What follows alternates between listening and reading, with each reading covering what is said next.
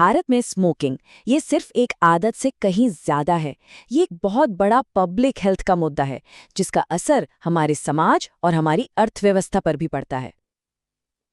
तो चलिए आज इसी को थोड़ा और गहराई से समझते हैं, आंकड़ों की मदद से।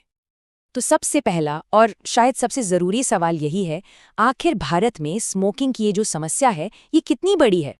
तो आंकड़े ये बताते हैं कि भारत में 15 साल से ऊपर के 28.6% लोग किसी न किसी रूप में तंबाकू का इस्तेमाल करते हैं। जरा इस नंबर के बारे में सोचिए, मतलब देश की 1/4 से भी ज्यादा वयस्क आबादी।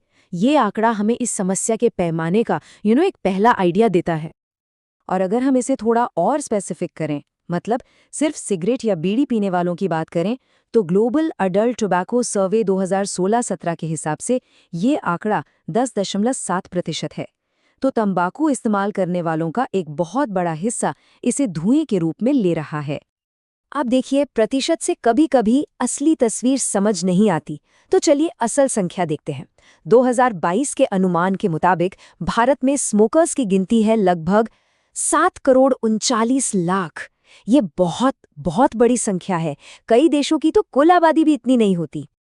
ठीक है, 7.39 करोड़, ये एक बहुत बड़ा आंकड़ा है। पर सवाल ये उठता है कि इन नंबर्स के पीछे कौन लोग हैं?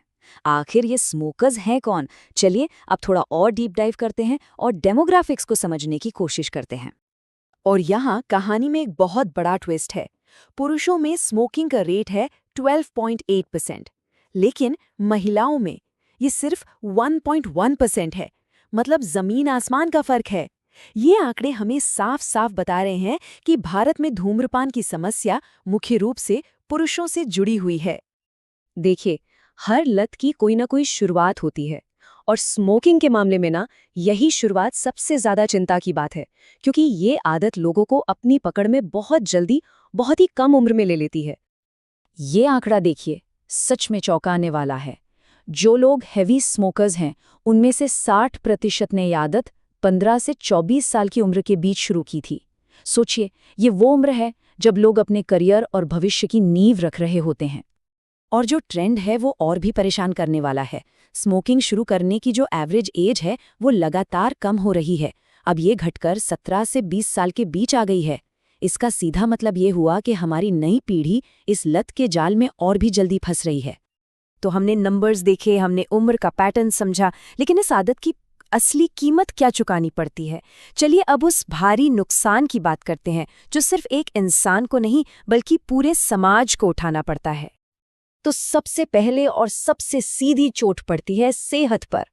ये इसकी सबसे बड़ी कीमत है। स्मोकिंग क्रॉनिक बीमारियों और मौत का एक बहुत बड़ा कारण है। फेफड़ों का कैंसर, दिल की बीमारियां, स्ट्रोक, इन सब जानलेवा बीमारियों का खतरा कई गुना, सच में कई गुना बढ़ जाता है। और सेहत के बाद बात आती है पैसे की। तंबाकू से जुड़ी बीमारियों के इलाज का खर्च हमारे पूरे हेल्थ केयर सिस्टम पर एक बहुत बड़ा आर्थिक बोझ डालता है।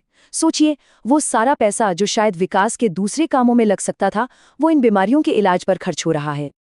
और ये खतरा सिर्फ पीने वाले तक नहीं रुकता, ये पूरे समाज के लिए एक बड़ा रिस्क है।